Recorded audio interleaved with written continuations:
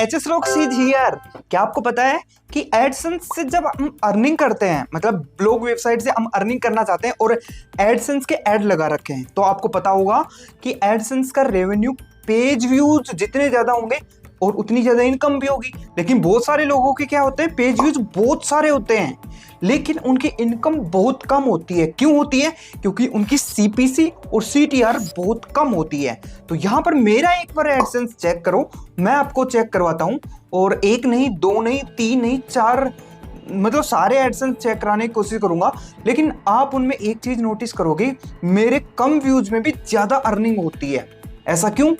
वो मेरे साथ में ही क्यों हो रहा है ये सब, मैं सारा एक्सप्लेन करूंगा। वो स्ट्रेटजी आप भी अप्लाई कर देखो, हो सकता है आपके लिए काम कर जाए। तो यहाँ पर हम आ चुके हैं पीसी पर, मतलब स्क्रीन दिख रही होगी लैपटॉप की। तो यहाँ पर मैं रिफ्रेश कर देता हूँ इस एडसेंस को। यहाँ पर एडसेंस में देखोगे टुडे सो फार ये डेटा देख सकते हैं, लेकिन हमें मेन चीज देखनी है सीटीआर की। आज बात करूंगा सीटीआर की। यहाँ पर आप सीटीआर देखो भाई, 15 मतलब अप्रोक्स 16% सीटीआर आ रही है भाई। बहुत सारे लोग ये जो सीटीआर है ना, देखकर पिछले वीडियो में बहुत सारे लोगों ने कमेंट किया है, भाई आपकी सीटीआर बहुत ज्यादा आ रही है, जल्दी आपका अकाउंट सस्पेंड हो जाएगा। भाई बहुत सारे यूट्यूबर ये चीज बोलते हैं कि भाई इतनी सीटीआर आना मतलब रेड जोन, आपका एडसेंस उड़ सकता है। लेकिन मेरे साथ में ऐसा क्यों नहीं हो रहा? क्योंकि 2-3 साल मेरे को यही सीटीआर मिलती आ रही है, इससे भी ज़्यादा मिलती है कुछ एडसेंस में। ऐसा क्यों? क्योंकि मैं एक्सप्लेन करूंगा। अब यहाँ पर आप देख सकते हो, ये देखो टुडे का ही नहीं है, ये रोज की यही सीटीआर रहती है। आप देखो यस्टरडे मैंने लास्ट 7 डेज का एवरेज देखो तो मतलब 15% की सीटीआर, लास्ट 28 डेज का दिखाता हूँ 13 पॉइंट, मतलब 10 से ऊपर हो गए ना। और यहाँ पर आप देखो लास्ट 3 मंथ का एवरेज, 3 मंथ का एवरेज देखो, एवरेज 14% सीटीआर चल रही है। और ये कोई ऐसा नहीं है कि भाई मैंने क्लिक करवा के ये चीजें सीटीआर बढ़ा दी। सोच के देखो 3 महीने तक का मैंने डेटा दिखाया। अगर आप पिछले अभी देखोगे ना 2 साल का, तो भी इतनी ही सीटीआर मिलेगी आपको। खैर, ये इतनी सीटीआर मेरी वेबसाइटों में क्यों आती है और सीपीसी आप देख सकते हो, और ये मैं कैसे इंक्रीज कर पाता हूँ ये सीटीआर, इस पर बात करूंगा। लेकिन ये एक ही एडसेंस नहीं है, दूसरा एडसेंस भी आपको दिखाता हूँ। ये रहा हमारा दूसरा एडसेंस, मैं इसको भी रिफ्रेश कर देता हूँ। और आप यहाँ पर देखोगे ये जो एडसेंस अकाउंट है ना, इसमें देखोगे $11 बने हैं। और यहाँ पर टुडे सो फार सेलेक्ट करते हैं और इसमें 2000 के समथिंग पेज व्यूज आए हैं। और ये ऑर्गेनिक है, हिंदी वेबसाइट है सारी जो भी मैं दिखा रहा हूँ। और यहाँ पर भी देखो 11-10% से ऊपर ही सीटीआर है। अभी इसी तरीके से मैं दूसरा एडसेंस दिखाता हूँ और इसकी स्क्रीन थोड़ा छोटा कर देता हूँ। ओके, अब यहाँ पर मैं इसे रिफ्रेश करता हूँ एंड ये देखिए, ये छोटी वेबसाइट है और नई वेबसाइट है। इसमें भी आप देखोगे 10% से ज्यादा सीटीआर है। और यकीन मानो इसमें तो भाई 20% सीटीआर तक भी जाती है। तो यहाँ पर 18% यस्टरडे की है सीटीआर। और यस्टरडे की इनकम देखो, 400 व्यूज के अंदर $2 बन रहे हैं, बहुत बड़ी बात है। तो गाइस, आपके कम व्यूज में ज्यादा अर्निंग पानी है तो आपको सीटीआर और सीपीसी बढ़ानी होगी। अभी इस वीडियो में सिर्फ सीटीआर की बात करूंगा।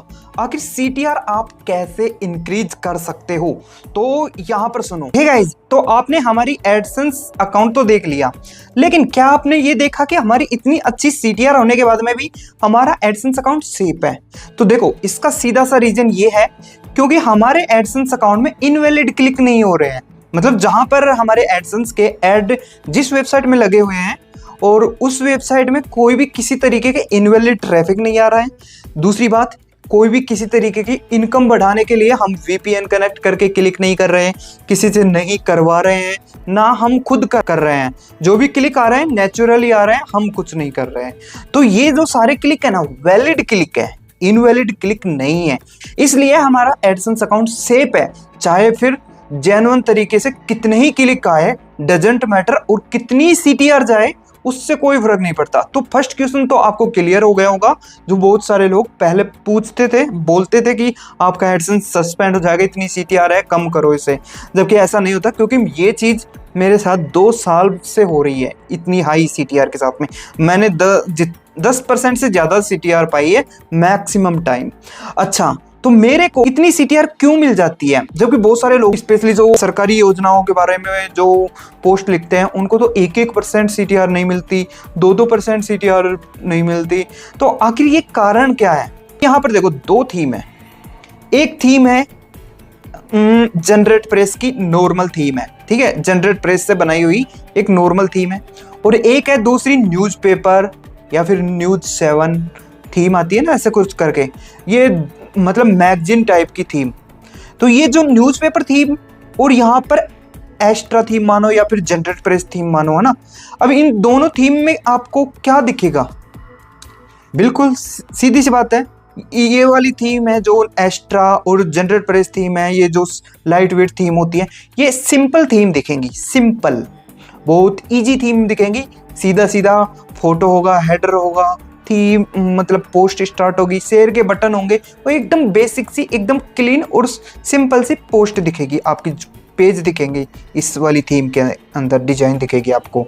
लेकिन न्यूज़पेपर वाली थीम में क्या दिखेगा आपको? दिखेगा कि बहुत सारी पोस्ट हैं, अलग अलग फोटोज हैं, स्टाइलिश बटन है, हेडर स्टाइलिश है ना, और मतलब क्लिक करने के लिए जगह बहुत सारी है, और जो शेयर बटन होते हैं वो भी डिजाइन में होते हैं। और तो अब मेरे को एक बात बताओ, एक सिंपल थीम में कुछ ऐड चलाओगे आप और एक इधर ऐड चलाओगे। अब सिंपल थीम में अगर ऐड चलेगा, आपको दिख रहा है पूरा पेज है वो सफेद है, लेकिन उसके बीच में रेड कलर का कोई ऐड आ रहा है, तो वो अलग ही हाईलाइट होगा और वो दिखने में भी भद्दा लगेगा और यूजर को अलग ही पता लग जाएगा शायद ये एडवर्टाइजमेंट है, और तो उस पर क्लिक नहीं करेगा। ये मैं कहता हूं, मेरी साइकोलॉजी ये मानती है।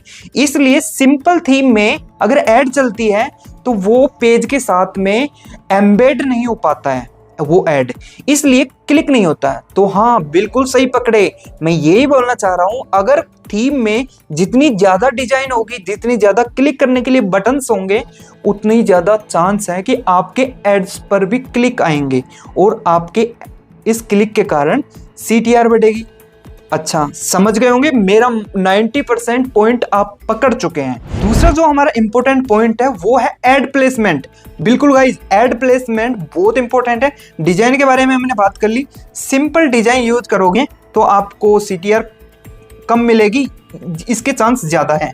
लेकिन अगर आप मेरे अकॉर्डिंग जो थीम यूज करते हैं, अच्छी बॉक्सी डिजाइन करते हैं अपनी थीम की, चाहे वो कोई सी भी थीम हो, चाहे जनरेट प्रेस को भी आप मतलब कस्टमाइज करके ऐसी कर सकते हैं, मतलब अच्छी न्यूज़ टाइप की, और डिजाइनिंग अच्छी कर सकते हैं, सिंपल नहीं रखेंगे।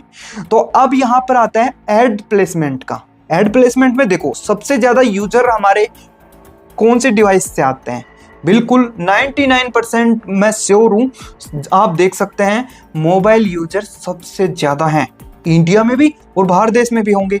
अगर आप देख लेना 90% से ज़्यादा लोग मोबाइल से आपकी वेबसाइट पर आते हैं। अब यहाँ पर यही चीज़ है, तो हमें हमारा एड प्लेस मोबाइल के हिसाब से करना है। तो देखो, सबसे पहले जब भी हम वेबसाइट पे क्लिक करते हैं मोबाइल में, आपकी वेबसाइट में क्या दिखता है, चाहे कोई भी पेज हो, चाहे होम पेज पर क्लिक करो या फिर आपकी कोई भी पोस्ट पे क्लिक करो, तो सबसे पहले स्क्रीन पर क्या दिखता है आपको? बिल्कुल क्या दिखता है? पोस्ट का टाइटल दिखता है, ऊपर हेडर दिखता है, फिर टाइटल के बाद में एक फीचर्ड इमेज दिखती है, और फीचर्ड इमेज और टाइटल के बीच में हमारा ऑथर का नाम दिखता है, पब्लिश डेट दिखती है, और शेयर के बटन भी दिखते हैं। अगर नहीं दिखते हैं तो टॉप में ही शेयर के बटन भी लगाओ। अब ये क्यों लगाना है? ताकि वहां पर क्लिक करने के ज़्यादा चांस बन जाए, ठीक है। अब यहाँ पर ये चीज़ें दिखती हैं, फिर बाद में कंटेंट स्टार्ट होता है। तो ओवरऑल देखा जाए तो टाइटल, फीचर्ड इमेज, ऑथर का नाम और हेडर, ये पहली स्क्रीन पे दिखते हैं। मतलब जैसे आपकी वेबसाइट खुलती है, सबसे पहले हमें ये दिखते हैं आंखों पर यूजर को। तो बस यहीं पे सबसे ज़्यादा ऐड लगाने हैं। अब यहाँ पर ऐड क्या? सबसे पहले हेडर के बाद में एक ऐड लगा दो, ठीक है। फिर बाद में आएगा आपका पोस्ट का टाइटल, फिर आएगा आपका ऑथर का नेम, और आएगा पब्लिश डेट, और फिर उसके नीचे फिर एक ऐड लगा दो। आप चाहो तो ऑटो ऐड लगा सकते हो या कोई फिक्स ऐड भी लगा सकते हो, लेकिन मैं बोलूँगा ऑटो ऐड लगा लेना, ठीक है। ऑटो ऐड लगा लिया, फिर उसके बाद में आएगी आपकी फीचर्ड इमेज। फीचर्ड इमेज के बाद में फिर आपको शेयर बटन जो होते हैं ना, पोस्ट को शेयर करने वाले बटन, वो लगा लेने हैं। और उसके बाद में आप फिर एक एड लगाओ और फिर आपकी जो पोस्ट है वो कंटिन्यू हो जाएगी, जो भी आपने लिख रखी है।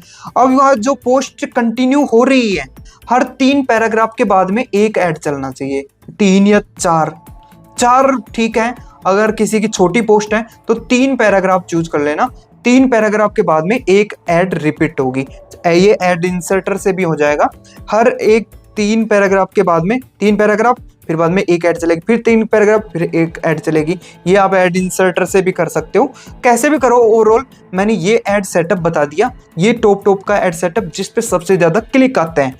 और एक होती है बैनर ऐड, नीचे बैनर स्टिकी ऐड, ये भी लगा लेना। इसके लिए ये वीडियो मैं रिकमेंड करता हूं। अगर आप हैवी न्यूज मतलब हैवी थीम यूज कर रहे हो तो अपनी स्पीड ऑप्टिमाइज करने के लिए ये वीडियो देख सकते हो। तो आपका काम बन जाएगा। और ये अप्लाई करो और 10-15 दिन तक का वेट करो, क्योंकि आपका जो एडसेंस है ना, वो आपकी थीम को ऑप्टिमाइज करेगा और उसके हिसाब से आपको एड सर्व करेगा आपकी ऑडियंस को। तो होप गाइस समझ पाए होंगे वीडियो। और ये थी मेरी साइकोलॉजी, जो मुझे लगता है मेरी वेबसाइट में अच्छी CTR मुझे एडसेंस की मिल पाती है। तो आपको क्या लगता है, आप सजेशन दे सकते हैं। और थैंक यू, फिर मिलेंगे एक नए वीडियो में। बाय।